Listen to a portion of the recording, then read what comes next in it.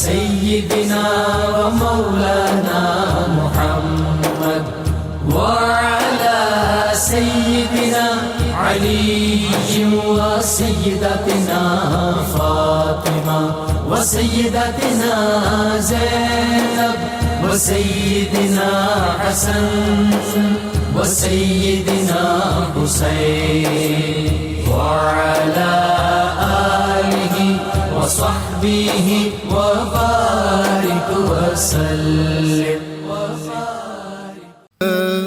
آله وصحبه وبارك وسلم. بسم اللہ الرحمن الرحیم. السلام علیکم ناظرین. پروگرام صبح نور کے ساتھ آپ کا میزبان نذیر احمد غازی حاضر ہے. ناظرین کرام، حضرت ابو انیس محمد برکت علی صاحب رحمہ اللہ کی مشہور تالیف اسماء النبی الکریم صلی اللہ علیہ وآلہ وسلم سے ایک اسم مبارک پڑھنے کی سعادت حاصل کر رہا ہوں. سیدنا المبشر صلی اللہ علیہ وآلہ وسلم، ہمارے سردار خوشخبری سنانے والے، درود و سلام بھیجے اللہ آپ صلی اللہ علیہ وسلم، آپ کی آل پاک اور آپ کے صحابہ کرام پر. حضرت انس رضی اللہ تعالی عنہ سے مروی ہے کہ نبی کریم صلی اللہ علیہ وآلہ وسلم نے ارشاد فرمایا، میرے بعد نبوت و رسالت کا سلسلہ منقطع ہو گیا ہے. اب کوئی رسول آ سکتا ہے نہ کوئی نبی، لیکن میرے بعد مبشرات اور بشارتیں ہوں گی. صحابہ کرام رضوان اللہ علیہم اجمعین نے پوچھا، یا رسول اللہ صلی اللہ علیہ وسلم وہ مبشرات کیا ہیں؟ آپ صلی اللہ علیہ وسلم فرمایا، وہ نیک خواب ہیں جو اہل ایمان کو آتے ہیں. اور مزید فرمایا، نبوت کے سارے دروازے بند کر دیے گئے ہیں، لیکن ایک چیز جو اللہ نے میری امت کے لیے بطور نعمت باقی رکھی ہے، وہ اہل ایمان کو دکھائے جانے والے نیک خواب ہیں. ناظرین کرام، رحمت کونین صلی اللہ علیہ وسلم کی امت میں ایسی برگزیدہ شخصیات اللہ تعالیٰ نے عطا فرمائیں مختلف ادوار میں، جن کو قدرت نے اسرار کائنات جو تھے وہ عطا فرمائے، اور سری علوم کے در بھی ان پہ واقع کیے. وہ ایسی عظیم ہستیاں تھیں، اور آج ان میں سے ایک کا ہم ذکر پاک کرنے کی سعادت حاصل کر رہے ہیں. یہ وہ ہستیاں ہوتی ہیں جب ان کا ذکر کیا جائے تو یہ گناہوں کا کفارہ ہوتا ہے. جس طرح انبیاء کرام کا ذکر جو ہے وہ عبادت ہے، اسی طرح اولیاء کا ذکر جب آدمی کرے تو یہ گناہوں کا کفارہ ہے. یہ میں حدیث مصطفیٰ صلی اللہ علیہ وسلم کا جو ہے خلاصہ آپ کے سامنے عرض کر رہا ہوں. آج ہم جس ہستی کا آج ہمارے جو ممدوح ہیں ان کو اللہ تعالیٰ نے یہ شرف نصیب کیا کہ رحمت کونین صلی اللہ علیہ وسلم کے خادم خاص سیدنا انس رضی اللہ تعالیٰ عنہ، جو 10 برس تو حضور صلی اللہ علیہ وسلم کی خدمت میں خدمت کرتے رہے، بچے تھے، والدہ نے وقف کر دیا خدمت مصطفیٰ کے لیے، اور جن کو رسول اللہ صلی اللہ علیہ وسلم نے 10 برس میں اف تک نہیں کہا تھا. آج بد نصیبی اس امت کی یہ، جن کے مزار کی جو ہے وہ چند دن پہلے توہین کی گئی، آپ کے علم میں ہے. خیر، تو سیدنا انس بن مالک رضی اللہ تعالیٰ عنہ کی خدمت جس شخصیت نے کی، ان کے خدمت خاص جنہوں نے کی، وہ آج ہماری ممدوح شخصیت ہے. میری مراد حضرت امام المعبرین حضرت محمد بن سیرین رحمۃ اللہ علیہ، یہ تابعی ہیں. ناظرین کرام، ان کو یہ اللہ تعالیٰ نے عز و شرف عطا کیا تھا.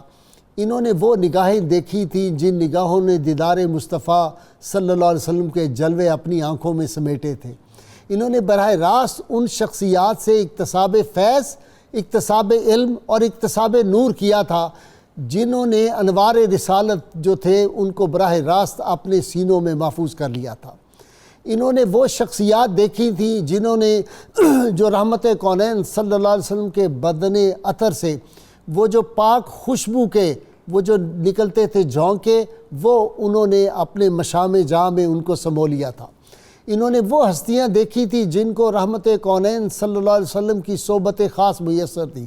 ان میں اصحاب صفہ بھی تھے، ان میں وہ فاتحین تھے، مصر و شام کو فتح کرنے والے، ایران کو فتح کرنے والے وہ فاتحین بھی تھے. ان کی انہوں نے زیارت کی، ان سے اکتساب فیض کیا. صرف چند شخصیات کے میں اسماء گرامی لے رہا ہوں جن سے انہوں نے اکتساب علم، اکتساب حکمت کیا تھا.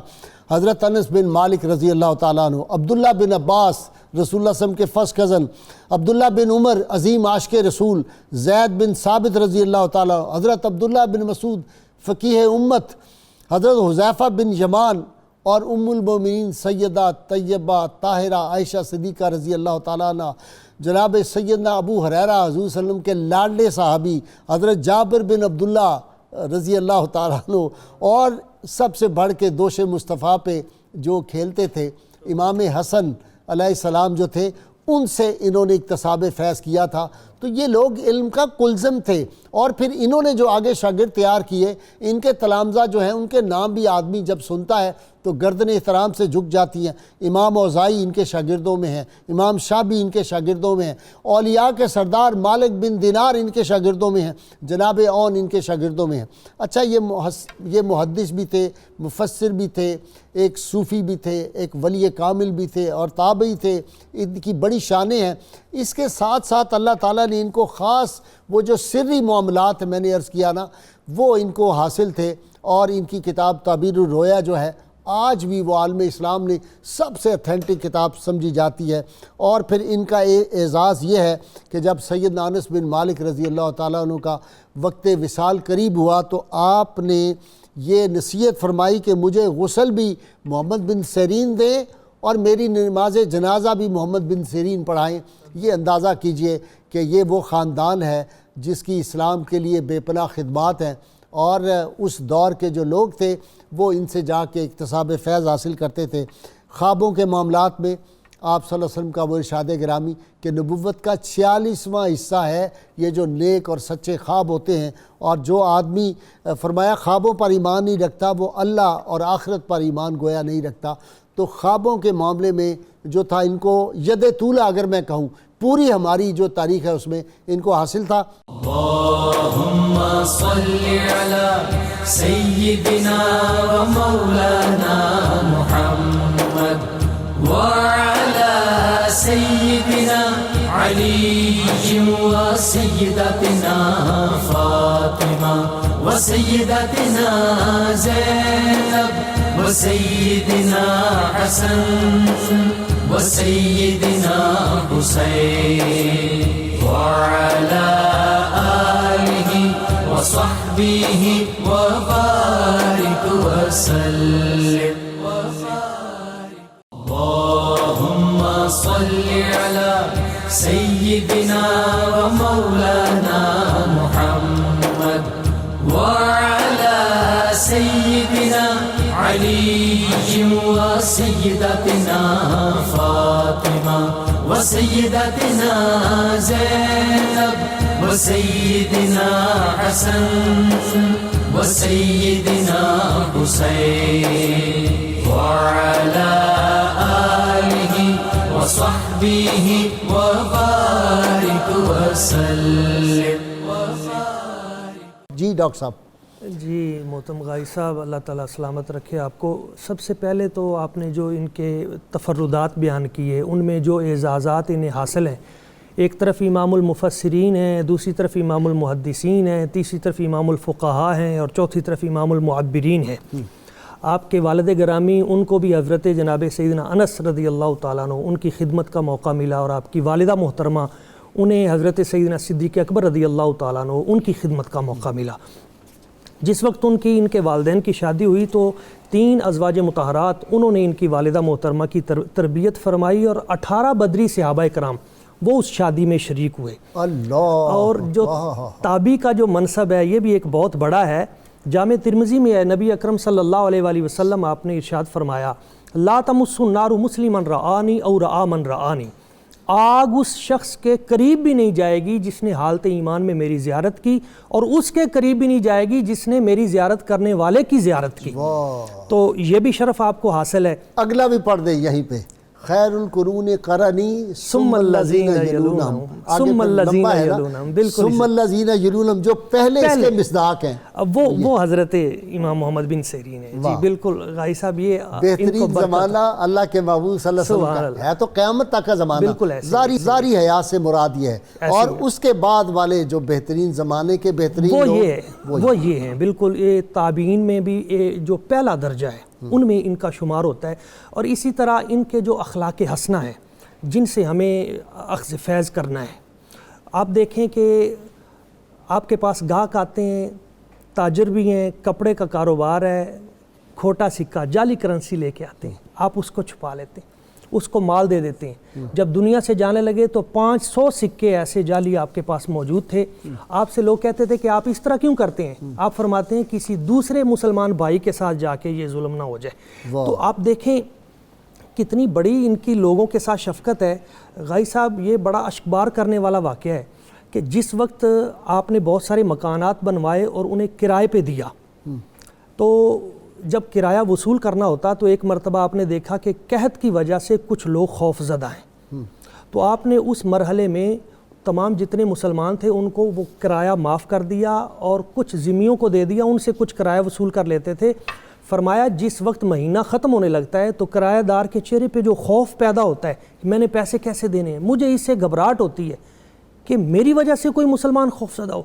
آج کرونا کرائسس میں غاری صاحب آپ کو ایک بات سناؤں بڑی زبردست. جی جی یہ جو پیر صاحب تھے نا, پیر اسماعیل شاہ صاحب کرما والے, جی ان کے خلیفہ تھے لاہور میں شاہ صاحب, سید صاحب میرے ذہن سے نام نکل گیا, فیروز پور روڈ پہ ان کا مزار ہے آگے, صحیح. پیر صاحب وہ اپنے مریدوں کو کہتے تھے کہ مفت دے دینا دکان یا مکان, کرائے پہ نہ دینا. تو انہوں نے کہا حضرت کیوں نہ دیں؟ تو میرے ذہن میں ابھی نام ان کا بہت بڑا سا نام ہے, سید تھے, ابھی فوت ہوئے ہیں چند سال پہلے. تو وہ کہتے تھے کہ وہ جب کرایہ مانگنے کے لیے تم جاتے ہو نا تو کسی کی مجبوری ہوتی ہے, بعض کو اس پہ حالات نہیں ہوتے, تو ایک مسلمان کو وہ تکلیف نہیں ہونی چاہیے. بھائی صاحب آج ان دنوں میں بڑی پریشانی ہے وہ لوگ جن کو نوٹس مل چکے ہیں کہ مکان خالی کرو, اور کرونا کرائسس کی وجہ سے وہ لوگ روزگار سے بھی محروم ہیں, اور کتنے ہی وہ لوگ جو پرائیویٹ سیکٹر میں آج پریشان حال ہیں, جن کی نوکریاں اور اسکول کالجز میں پرائیویٹ وہ پریشان حال. تو آپ کی سیرت سے ہمیں آج یہ فیض حاصل کرنا ہے کہ مسلمان کو خوف زدہ نہیں کرنا, پریشان نہیں کرنا, اس کے ساتھ تعاون کرنا ہے. خیر الناس میں ینفع الناس کی عملی تفسیر اس کی آج ضرورت ہے. بلکہ ان کا تو جو تقوی ہے وہ اتنا وراء الورا ہے غائی صاحب کہ چور ایک مرتبہ آ گیا آپ کے گھر میں چوری کرنے کے لیے اور لوگوں نے پکڑ لیا. پکڑ کے جب مارنے لگے تو آپ نے فرمایا نہیں مجھے دو, میں مارتا ہوں.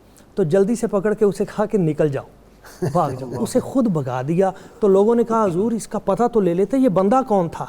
تو آپ نے جو جملہ بولا اس سے ہمارے اسلاف کی تاریخ سامنے آتی ہے.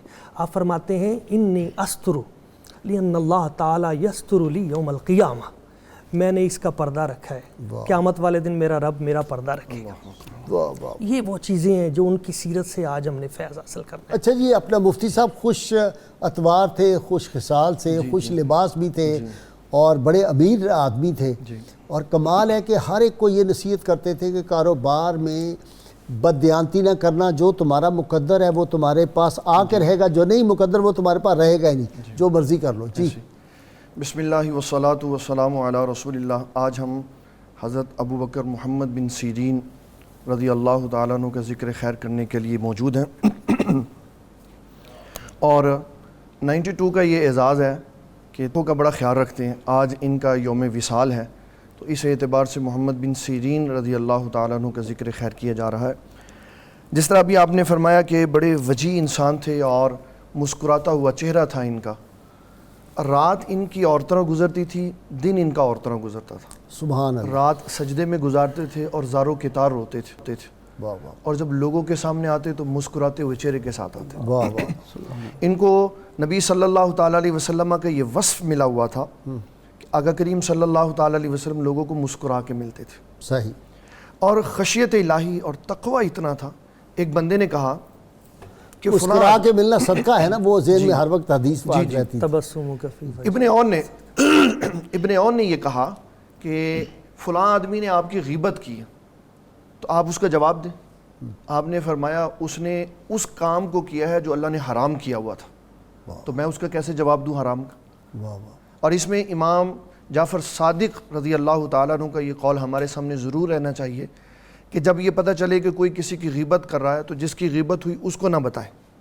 امام جعفر صادق فرماتے ہیں جس نے غیبت کی اس نے تیر ہوا میں چلایا, میں نے جا کے تیر اسے مار دیا. اس لیے کبھی نہیں بتانا چاہیے کہ کوئی بندہ کسی کی غیبت کرے. اور پھر خیر خواہ اتنے تھے کہ ایک بندے نے سوال کیا کہ جناب اگر کوئی بندہ اپنے خاندانی تعلق کی وجہ سے کسی کی نماز جنازہ پڑھتا, اس کے دل میں ثواب کا ارادہ نہیں ہوتا, اس کے لیے اللہ تعالیٰ کیا اجر دے گا؟ آپ نے فرمایا اس کے لیے تو 2 اجر ہیں. اچھا اس کے لیے 2 اجر ہیں. ایک اجر جب اس نے نماز جنازہ پڑھی تو اللہ تعالیٰ نے ایک احد پہاڑ کے برابر سونا تقسیم کرنے جتنا ثواب دے دیا. دوسرا اس نے اپنے بھائی کے دل کا حیا کیا تو اللہ نے اس کا بھی ثواب دیا. تو یہ خیر خواہی تھی کہ آپ لوگوں کے معاملات میں قرآن و سنت سے وہ مغز نکال کے دیتے تھے جو اللہ تعالیٰ جل مجدہ الکریم اپنے بندوں پر خاص طور پر ودیعت فرماتا تھا. ٹھیک. اور اللہ تعالیٰ جل مجدہ الکریم نے ان کو جو حسن اخلاق فرمایا عطا فرمایا ہوا تھا, معاملہ فہمی تھی, بات کو ہر شے کو قرآن مجید اور سنت رسول صلی اللہ تعالیٰ علیہ وسلم سے نکالتے تھے. ایک بندہ آپ کے پاس آیا, اس وقت آپ پڑھا رہے تھے, تو کہنے لگا میں نے ایک خواب دیکھا ہے. آپ نے فرمایا کیا دیکھا؟ کہا جی خواب میں نے یہ دیکھا ہے کہ میں اذان دے رہا ہوں. آپ نے فرمایا تم حج کے لیے چلے جاؤ. اچھا. ایک بندہ پھر پوچھنے کا جناب میں نے بھی خواب دیکھا ہے کہ میں اذان دے رہا ہوں. آپ نے فرمایا تیرے اوپر تہمت لگے گی چوری کی. اللہ. تو جو طلباء تھے وہ پریشان ہو گئے کہ خواب دونوں کا ایک ہی تھا, تعبیر اس کی علیحدہ بتائی, اس کی تعبیر علیحدہ بتائی.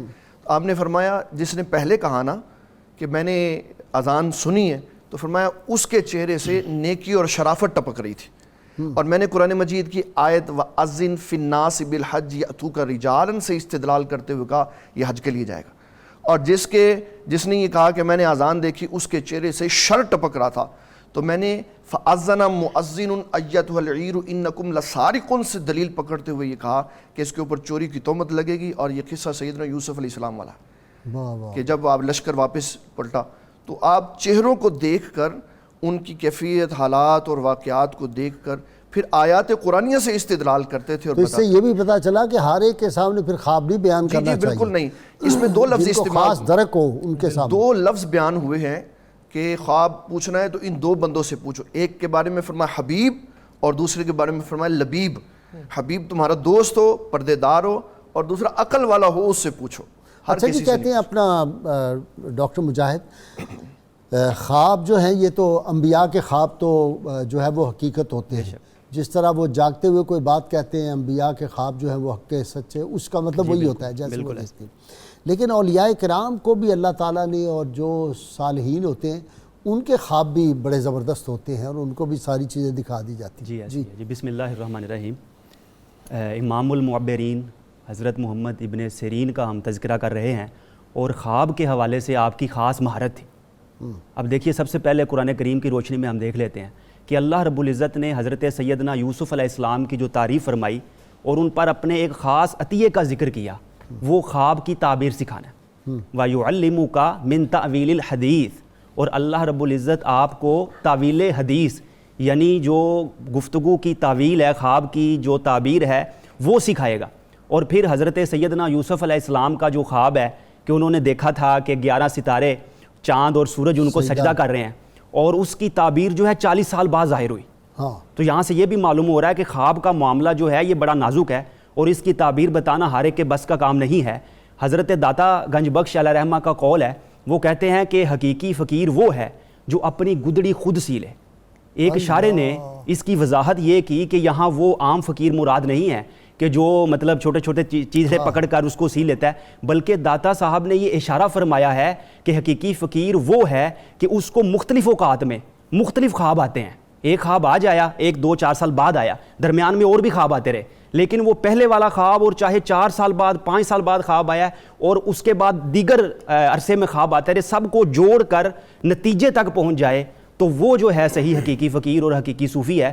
تو خواب کی جو تعبیر ہے یہ اولیاء اللہ کا بتانا خاصہ ہے. اسی طرح ہم دیکھتے ہیں کہ حضرت سیدنا ابراہیم علیہ السلام, جیسا کہ آپ نے بیان فرمایا, ان کا جو خواب تھا, اب اس کو دیکھیے کہ ان کو جو خواب آیا, جو اشارہ آیا کہ اپنے بیٹے کو ذبح کر رہے ہیں, وہ ذبح کرتے ہیں. اللہ تعالیٰ کیا فرماتا ہے, یا ابراہیم قد صدقت رؤیا, اے ابراہیم تو نے تو خواب سچ ہی کر دکھایا. مطلب یہ ہوا کہ خواب جو ہیں بالکل عین حقیقت بھی ہوتے ہیں, وہ انبیاء کرام کے لیے فتح مکہ, یعنی جی اسی طرح نبی کریم صلی اللہ علیہ وسلم نے جو دیکھا تھا فتح مکہ کے وقت, تو وہاں اللہ نے فرمایا, آپ نے صحیح اشارہ فرمایا, وہاں اللہ تعالیٰ نے فرمایا لقد صدق اللہ رسولہ الرؤیا بالحق لقد صدق اللہ بالحق رسولہ لقد صدق اللہ رسولہ الرؤیا بالحق لقد صدق اللہ رسولہ الرؤیا بالحق. الحرام اسی کے ساتھ ہے, نہیں وہ علیحدہ ہے, وہ الگ ہے. جی اس میں ذکر آ رہا ہے آگے اس کا. اسی کے ساتھ اسی کے ساتھ لا تدخلون المسجد الحرام الا جی جی اسی کے ساتھ. محلقین رؤوسکم ومقصرین لا تخافون. جی تو میں عرض کر رہا تھا کہ نبی کریم صلی اللہ علیہ وآلہ وسلم کے بارے وہاں فرمایا کہ ابراہیم آپ نے خواب سچ کر دکھایا, یہاں فرمایا کہ اے رسول اللہ نے آپ کا خواب سچ کر دکھایا اور آپ کا خواب بھی سچا تھا. اسی طرح اذان کے حوالے سے دیکھ لیں, اس کی جو بنیاد ہے وہ بھی خواب ہی ہے. حضرت سیدنا عبداللہ بن زید کو آیا, سیدنا عمر فاروق کو آیا, اور اس کے نتیجے کے طور پہ جو ہے پھر اذان جو ہے شریعت میں مشروع ہوئی. تو یہاں یہ بات بھی جو امام محمد بن سیرین نے فرمائی کہ خواب کی 3 قسمیں ہیں. ایک قسم ہے نفسانی, دوسری ہے شیطانی, تیسری ہے رحمانی. اب ان تینوں قسموں میں فرق کرنا جو ہے بڑا مشکل کام ہے. خواب کی بنا پہ قبلہ ہم نے دیکھا ہے کہ بڑے بڑے مسائل پیدا ہو گئے کہ ہمیں نے خواب دیکھا ہے جی, اور اس کے نتیجے کے طور پہ ایسے معاملات پیدا ہوئے. کافی عرصہ ہو گیا, کوئی میرا خیال 20 سال اس بات کو, یا اس سے زیادہ ہو گیا, کہ ایک آدمی نے اپنے فیملی کے بچے جو تھے وہ اس میں بند کر کے صندوقوں میں تو بہا دیے. جی جی کہ میں نے خواب دیکھا ہے, کچھ نے بچے ذبح کر دیے, اس طرح کی بھی ہے. ایسے ہی یہاں تک کہ معبرین یہ فرماتے ہیں کہ اگر نبی کریم صلی اللہ علیہ وآلہ وسلم کو کسی نے خواب میں دیکھا ہے تو وہ تو حق ہے. صحیح بخاری کی روایت ہے کہ من رانی فقد رأى الحق, جس نے مجھے دیکھا اس نے صحیح دیکھا. لیکن نبی کریم صلی اللہ علیہ وآلہ وسلم جو فرما رہے ہیں, اب اس کی تعبیر کرنا اور اس کو سمجھنا بھی ہر ایک کے بس کا کام نہیں. اس کی تعبیر کے لیے بھی ہمیں کسی معبر کے پاس جانا پڑے گا. تو اس بنا پہ کہ نبی کریم صلی اللہ علیہ وآلہ وسلم نے فرما دیا ایسا کر لو, تو وہ عام بندے کے لیے حجت شرعی نہیں ہے. اللہم صلی علی سیدنا و مولانا محمد وعلی سیدنا علی و سیدتنا فاطمہ و سیدتنا زینب و سیدنا حسن و سیدنا حسین وعلى آله وصحبه وبارك وسلم. اللهم صل على سيدنا ومولانا محمد وعلى سيدنا علي وسيدتنا فاطمة وسيدتنا زينب وسيدنا حسن وسيدنا حسين وعلى آله وصحبه وبارك وسلم. اچھا جی مفتی صاحب, آپ سے میں عرض کروں کہ خواب اچھے بھی ہوتے ہیں, خواب برے بھی ہوتے ہیں, خواب ڈرانے بھی ہوتے ہیں. انسان خواب جو ہے وہ جاگتے ہوئے بھی دیکھتا ہے. یہ پاکستان جو ہے یہ بھی علامہ اقبال کا ایک خواب تھا. قائد اعظم نے تعبیر دی, چودھری رحمت علی صاحب نے اس میں حصہ ڈالا, اور پاکستان کا نام ہمیں جو ہے ان کی برکت سے انہوں نے عطا کیا. وہ کہتے ہیں کہ دیدار کے قابل تو نہیں چشم تمنا, ادیب رائے پوری ہے, دیدار کے قابل تو نہیں چشم تمنا, لیکن وہ کبھی خواب میں آئے تو عجب کیا. تمنا تو اس خواب کی کرنی چاہیے. جی اسلام میں شروع ہی سے خواب کی بڑی حیثیت رہی ہے. نبی صلی اللہ تعالیٰ علیہ وسلم کے پاس ایک دن ام فضل آئیں, انہوں نے آگے کہا کہ میں نے بہت برا خواب دیکھا. آقا کریم صلی اللہ تعالیٰ علیہ وسلم نے فرمایا آپ نے کیا خواب دیکھا بتائیں.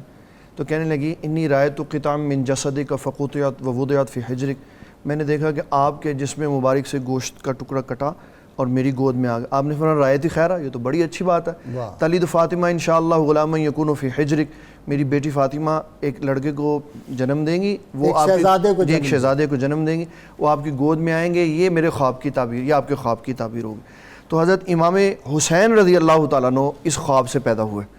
اور پھر حضرت ام حرام فرماتی ہیں نبی صلی اللہ تعالیٰ علیہ وسلم ایک دن میرے گھر میں موجود تھے, آپ نے کھانا تناول فرمایا, پھر آپ آرام کے لیے لیٹ گئے. جب آپ اٹھے تو مسکرا رہے تھے. تو میں نے آقا کریم صلی اللہ تعالیٰ علیہ وسلم سے پوچھا حضور صلی اللہ تعالیٰ علیہ وسلم مسکرانے کی کیا وجہ ہے؟ تو آپ نے فرمایا اول جیش من امتی یغزون البحر قد اوجبوا, فرمایا میں نے ایک لشکر دیکھا ہے جو سمندر میں سفر کر رہا, اور میں یہ خوشخبری سناتا ہوں جو اس میں شرکت کرے گا اللہ تعالیٰ نے سب کے اوپر جنت واجب فرما دی. پھر دوبارہ آپ آرام کے لیے لیٹے, پھر دوسری دفعہ اٹھے تو آپ نے فرمایا اول جیش من امتی یغزون مدینہ قیصر مغفور اللہم, میری امت کا ایک لشکر کیسر, مدینہ کیسر کی طرف, روم کی طرف جائے گا جو جو اس میں شرکت کرے گا اللہ تعالیٰ اس کی بخشش فرمائے. تو حضور صلی اللہ تعالیٰ علیہ وسلم ہم ان کی قبریں اکھیڑ رہے ہیں, ہم کپڑے ہو جنہوں نے وہ کیسر روم کو ناکوں چنے چبوا دی اور شکست ان کو دی, ہم نے جو ایران کے فاتح تھے ان کی قبریں اکھیڑنا شروع کر دی. جی مجاہد صاحب, یہاں پہ ایک بڑا اہم پہلو اس کی جانب اشارہ کرنا چاہوں گا کہ باقی آپ کا تقوی, سارے کمال, پہلو زہد, ہم تھے, یہ تو آپ نے نگیشن کر دی پہلے سارے. نہیں مطلب اس میں اضافہ سمجھ کرنا چاہ رہا ہوں, ظاہر ہے جس پہ گفتگو ہو رہی. یہ ایسے دل لگی کر رہا ہوں. تو کمال, تقوی, زہد, دنیا سے بے رغبتی, لیکن اس کے ساتھ ساتھ ایک آپ کی بہت بڑی جو خوبی ہے وہ خود احتسابی ہے. ہاں, ہر بات میں اپنا احتساب خود کیا کرتے. جیسے ایک دفعہ ایک روایت کے مطابق کسی کو کہہ دیا سیاہ رنگت والے, یا ایک روایت کے مطابق کہہ دیا اے غریب, اے مفلس, تو اس کے نتیجے میں کہا کہ میں نے ایک شخص کو سیاہ رنگت والا کہا, اس کے پاداش میں مجھے قید و بند کی صحبتیں برداشت کرنا پڑی, اور یہ 20 سال بعد واقعہ ہوا. اور جس کو میں نے کہا تھا اے مفلس, اس کی وجہ سے میں قرض دار ہو گیا. اسی طرح ایک شخص آپ کے پاس آیا, اس نے کہا کہ میں نے سارے بصرہ میں دیکھا ہے, گھوما ہوں, پھرا ہوں, اور لوگوں سے پوچھا ہے کہ بہت بڑا متقی اور پرہیزگار کون ہے, سب سے نیک آدمی کون ہے, سب سے بڑا متقی پرہیزگار کون ہے. لوگوں نے آپ کا پتہ بتایا ہے. آپ نے فرمایا کہ لوگوں نے غلط بتایا ہے, آؤ میں تمہیں متقی پرہیزگار دکھاؤں. ساتھ لے کر چل پڑے, روٹی کا ٹکڑا جیب میں رکھا, وہاں گیا, ایک شخص بیٹھا ہوا تھا اور بچے رو رہے تھے اور کہہ رہے تھے کہ ہمیں کچھ کھانے کے لیے دیجئے. تو وہ شخص جو تھا وہ کہہ رہا تھا کہ خالق اللہ تعالیٰ ہے, رازق بھی اللہ تعالیٰ, وہ انتظام کر دے گا. اتنی دیر میں ابن سیرین وہ شخص پہنچا, روٹی کا ٹکڑا دیا کہ یہ قبول کر لیں, انہوں نے لے لیا. اسی اسنا میں امام مالک بن دینار بھی پہنچے, انہوں نے کہا یہ 2 درہم میری طرف سے. اس شخص نے کہا کہ آج کا رزق مل گیا ہے, کل کی فکر نہیں ہے, اس کو واپس لے جائیے اور جو ضرورت مند ہے اس کو دیجئے. قبلہ غازی صاحب یہ دیکھیے, جو حضرت ابو انیس برکت علی صاحب جن کی یہ کتاب کو ہم روز پڑھتے ہیں, اس میں مبارک ہے اسے, ان کا معمول یہ تھا کہ یہ رات کو کہتے ہیں, وہ مجھے صوفی ارشد محمد صاحب ہمارے دوست ہیں, وہ کہتے ہیں رات کو جھاڑو پھروا دیتے ہیں. ایسے ہی ہے, کہتے ہیں 10 بندوں کی روٹی رکھ لو, دال روٹی 10 کی, کوئی قافلہ نہ باہر سے آ جائے. نبی کریم صلی اللہ علیہ وآلہ وسلم جب تک سارا مال جو آپ کے پاس آیا کرتا تھا اس کو سخاوت اس کی نہیں فرماتے تھے, تقسیم نہیں فرماتے تھے, تب تک اپنے گھر تشریف نہیں لے جاتے تھے. نیند نہیں آئی ساری رات. ایسے ہی ہے. تو اب یہ دیکھیے کہ وہ شخص جس کو امام ابن سیرین نے متقی قرار دیا وہ ذخیرہ نہیں کر رہا, اور یہ ہستیاں ہمیں درس دے رہی ہیں, ہمیں سبق دے رہی ہیں کہ ہم سمجھتے ہیں کہ اگر ہم نے دوسروں کا مال نہ چھینا تو ہم آسائش کی اور پرتعیش زندگی بسر نہیں کر سکتے. دوسروں کے مال پہ نظر رکھے ہوئے ہیں, دوسروں کے مال پہ قبضہ کر رہے ہیں تاکہ اپنی زندگی آسانی کے ساتھ گزار سکیں. بھوک پھرتی ہے میرے ملک میں ننگے پاؤں, رزق ظالم کی تجوری میں چھپا بیٹھا ہے. پھر کہتے ہیں کہ جی اللہ تعالیٰ راضی کیا تو رزق کیوں نہیں دے رہا, اللہ نے وسائل پیدا کر دیے. ڈپٹی صاحب, وہ کسی نے کہا تھا کہ میں نے دیکھا ہے بہاروں میں چمن کو جلتے, ہے کوئی خواب کی تعبیر بتانے والا. آپ دیکھیں حضرت امام محمد بن سیرین, آپ نے حدیث پڑھے تو پھر آگے چلے. جی من عاد لی ولیًا فقد اعظمتہ بالحرب, ہاں, جس نے میرے کسی ولی سے دشمنی کی تو اس کے خلاف میرا اعلان جنگ ہے. اور سارے ولی مل جائیں تو ایک صحابی کے برابر نہیں ہو سکتے. اور جو انس بن مالک کی قبر کی بے کریں اور عمر بن عبدالعزیز کی قبر کی اور خالد بن ولید کی, کیسے اس کا اسلام سے کوئی تعلق نہیں, یہ ملعون ہے, ملعون. آپ دیکھیں حضرت امام ابن سیرین, آپ نے ایک اصول فرمایا, اس اصول پہ پیرا دینے کی ضرورت ہے. آپ فرماتے ہیں ان ھذا العلم دین فانظروا عمن تاخذون دینکم. یہ جو علم دین ہے نا, یہ دین ہے, یہ علم, اس کا حاصل کرنا. جب تم کسی سے حاصل کرو تو پہلے بندہ چیک کرو, دیکھ لو کہ کس سے لے رہے ہو. 1 نمبر سے لینا ہے, 1 نمبر سے لینا ہے, 2 نمبر سے نہیں لینا. ہر وہ شخص جو اصحاب کبار اسلاف, جو عالم ہو, ہر کوئی اپنے آپ کو اس سے نہیں آپ نے سیکھنا, پہلے دیکھنا ہے بندہ کیسا ہے. اب آپ دیکھیں کہ جاء رجلان من اصحاب الہوا, 2 ملحدین آئے آپ کے پاس اور انہوں نے آ کے آپ سے کہا کہ ہم آپ سے نحدث بحدیث, ہم آپ کو کوئی حدیث بیان کرنا چاہتے ہیں. آپ نے فرمایا اللہ نہیں. انہوں نے کہا نقرأ آیۃ من آیات القرآن, چلیں ہم سے قرآن کی ایک آیت ہی سن لیں, سنن دارمی میں سند صحیح کے ساتھ موجود ہے. آپ نے فرمایا اللہ میں نے تم سے آیت بھی نہیں سننی, بلکہ آپ نے خود آیت پڑھ دی, ان اللہ یأمر بالعدل والاحسان وایتاء ذی القربی وینہی عن الفحشاء والمنکر والبغی یعظکم لعلکم تذکرون. اللہ کی ذات عدل کا حکم دیتی ہے, احسان کا, رشتہ داروں کے ساتھ صلہ رحمی کا دینے کا, اور فحاشی برائی اس سے بچنے کا حکم دیتی ہے اور تمہیں واعظ کرتی ہے. یعنی اصلاحی پہلو آپ نے بیان کیے. انہوں نے کہا نہیں ہم کچھ سنانا چاہتے ہیں, تو آپ نے اپنے کان بند کر لیے اور فرمایا لا تقومان او لا اقومنہ, تم یہاں سے اٹھ کے جاتے ہو یا پھر میں اپنی مسند چھوڑ کے چلا جاؤں، میں نے تمہاری بات نہیں سننی۔ جب وہ چلے گئے تو لوگوں نے پوچھا کہ حضور یہ کیا وجہ تھی، اگر وہ کوئی قرآن کی آیت یا حدیث پڑھ دیتے تو کیا حرج تھا؟ تو آپ نے فرمایا انی خشیت ان یقرأ آیۃ من آیات القرآن، مجھے اس بات کا ڈر تھا کہ کوئی آیت پڑھیں فیحرفانہا، اور اس میں تحریف کر دیں، ترجمہ غلط کر دیں، تفسیر غلط کر دیں، کم زیادہ کر دیں، کم زیادہ کر دیں، تو وہ کہیں میرے دل پہ نہ اٹک جائے۔ اب دیکھیں جو حضرت انس کے شاگرد ہوں، جو حضرت سیدنا ابو ہریرہ کے شاگرد ہوں، وہ ایسے عبداللہ بندوں بن سے، عباس، عبداللہ بن عمر، وہ ایسے بندوں سے جو الہاد پرستی یا اللہ کی تقدیر پہ سوال کھڑے کرتے ہوں، ان سے بات سننا گوارا نہیں کرتے۔ تو آج ہمارے لیے اور ہمارے نوجوانوں کے لیے یہ ضروری ہے کہ ہر ایسا فرد جو اس طرح کی بات کرے اس کی بات نہ سنیں۔ جب ان پہ اثر ہونے کا اندیشہ ہے تو ہم ایک بات پہ یہ بھی کیوں نہیں ان ہو کے ذہن میں ہوگی نا کہ ان کی غلیظ زبانوں سے میں حدیث رسول اور قرآن حکیم جیسی پاکیزہ کتاب جو ہے اللہ کا کلام نہ ان کی یہ بھی زبان سے ہوگا، سنوں، یہ بہت بھی اچھا، پہلو بہت ہوگا۔ عمدہ، گندے غلیظ بہت ہیں نا عمدہ۔ یہ، ہاں جی جی، تو ظاہر یہ ہے۔ بھی غلیظ ہیں جو آج قرآن اور حدیث پاک کے خلاف باتیں کرتے ہیں، بالکل۔ بزرگان دین کے خلاف جو بات اپنی اولیاء زبان سے کبار، ان نکالتے کے بارے میں، ہیں، بالکل۔ اولیاء کبار کی شانوں میں گستاخی کرتے ہیں، بالکل، بالکل۔ تو یہ غلیظ زبانیں، ظاہر ہے غلیظ غلیظ۔ ذہن، غلیظ سوچ، بالکل غلاظت ہی صحیح۔ غلاظت ہے۔ اور قیامت کی نشانی ہے، حضور نے فرمایا جب پچھلے اپنے بڑوں کے، بزرگوں کے بارے میں زبان درازی شروع کر دیں گے، قیامت قریب آ جائے گی۔ تو اس عمل کو بھی پہچاننے کی ضرورت ہے۔ اللہم صلی علی سیدنا و مولانا محمد وعلی سیدنا علی و سیدتنا فاطمہ و سیدتنا زینب و سیدنا حسن و سیدنا حسین وعلى آله وصحبه وبارك وسلم اللهم صل على سيدنا ومولانا محمد وعلى سيدنا علي وسيدتنا فاطمة وسيدتنا زينب وسيدنا حسن وسيدنا حسين وعلى آله وصحبه وبارك وسلم۔ جی حضور صلی اللہ تعالیٰ علیہ وسلم کا معمول مبارک ہوتا تھا کہ آپ نماز فجر پڑھنے کے بعد صحابہ کرام رضوان اللہ تعالیٰ علیہ مجمعین کی طرف اپنا چہرہ مبارک کر کے بیٹھ جاتے سبحان اللہ، اور اپنے دونوں ہاتھوں سے اپنے دونوں گھٹنوں مبارک کو پکڑ لیتے واہ، اور پھر پوچھتے ہر سے بتاؤ رات کو کسی کو خواب آیا، وہ مجھے خواب بتائے، میں اس کی تعبیر بتاتا ہوں۔ اور یہ آج ہماری مسجدوں میں رائج ہونا چاہیے، جو علماء مفتیان کرام ہیں وہ خواب کی تعبیر لوگوں کو بتایا کریں، خود پوچھیں، یہ بھی سنت ہے۔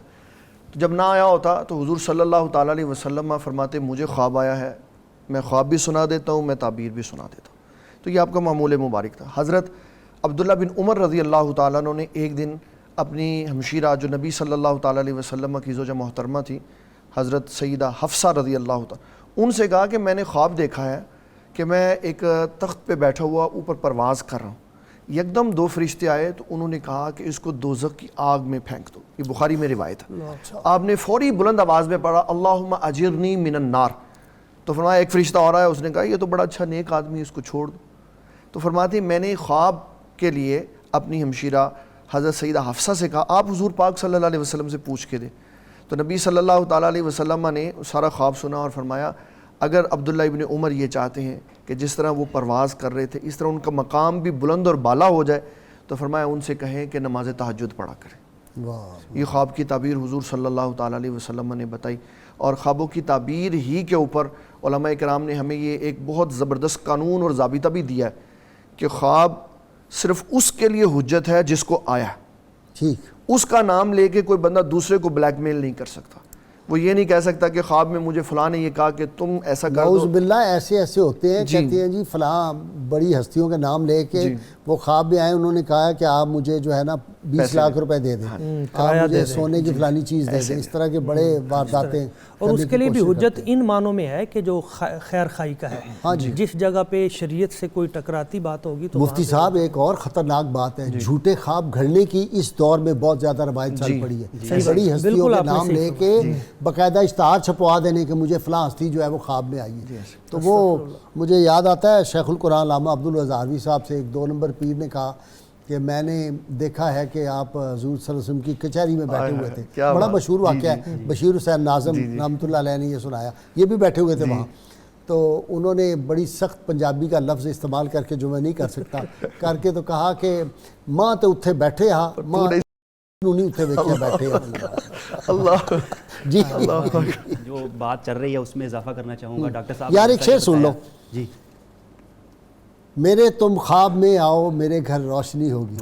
یا رسول اللہ, میرے تم گھر میں آؤ, میرے تم خواب میں آؤ میرے گھر روشنی ہوگی, میری قسمت جگا جاؤ عنایت یہ بڑی ہوگی. سبحان اللہ سبحان. جی یہاں میں اضافہ کرنا چاہ رہا تھا ایک اور بات کا کہ ایک تو آپ روایت نہیں لیتے تھے اہل بدعت سے, تو اہل بدعت سے مراد جو ہے محدثین نے لکھا, مختصر بتا رہا ہوں, وہ یہ ہے کہ جو عقیدے کی بدعت ہے.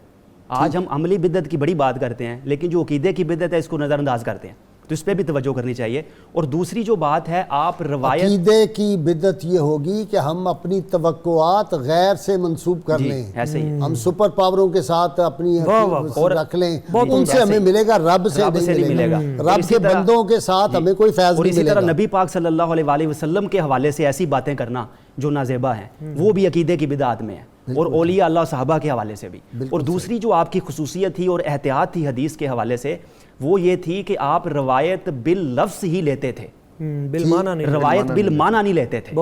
کیونکہ آپ کو معلوم ہے کہ جو حدیث شریف ہے, یہ بزرگ بھی فرماتے ہیں کہ اس کے ہر لفظ سے جو نبی پاک نے فرمایا ایک نوری کرن نکلتی ہے.